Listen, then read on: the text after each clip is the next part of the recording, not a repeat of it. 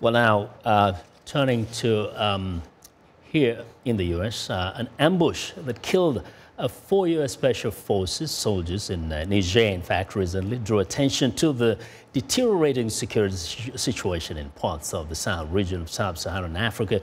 Viewers, Mariama Diallo sat down with the Malian Foreign Minister Abdoulaye Diop. In this VOA exclusive interview, he talks about what the G5 Sahel nations' work to tackle terrorism will consist of and how much money it will need to function adequately.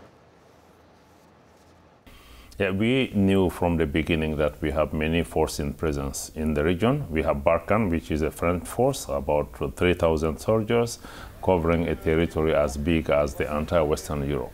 And also we have the MINUSMA, which is the UN mission, with about 10,000, maybe 12,000 today soldiers on the ground, which has a mandate of keeping peace, where we know from the UN own report that there is not much peace to keep because we are not technically anymore in a peacekeeping environment. We are in an environment which is mainly marked by asymmetric attacks. And from the UN figures, they are telling us also that 70% of the troops are being used to protect themselves. And we might wonder how much in that percentage remain for them to execute their own mandate. And this is where the G5 come in, where we know terrorists are very active and they are not helping us to implement the peace accord that we signed in Mali. They are not allowing MINUSMA to execute its mandate. This is where the countries of the region, given the transnational nature of the threat, have decided to pool their effort to establish this joint force and to respond to these terrorists and narco traffickers. They are all feeding each other. So if this mission is successful, it creates a conducive and more favorable environment, even for MINUSMA, to execute its mandate.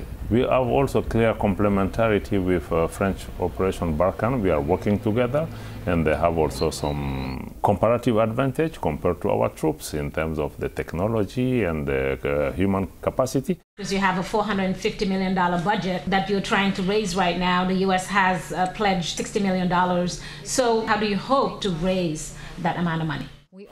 First of all, we thank the U.S. government for coming out and pledging $60 million US. I think it is an important initial allocation to the force, but it's also beyond the resources, also the trust that the U.S. government is showing toward this regional mechanism, and we hope that they will continue to engage with us to expand this collaboration. And we have a budget of about $450 million US, which is mainly investments for the first year, the infrastructure that we need to build in the areas, the communication need, the logistical support. To date, we can say with the US support, we are probably about $168 million US out of the 450. We are working with the partners to organize a major international conference for peace and security in the Sahel in Brussels on December 14.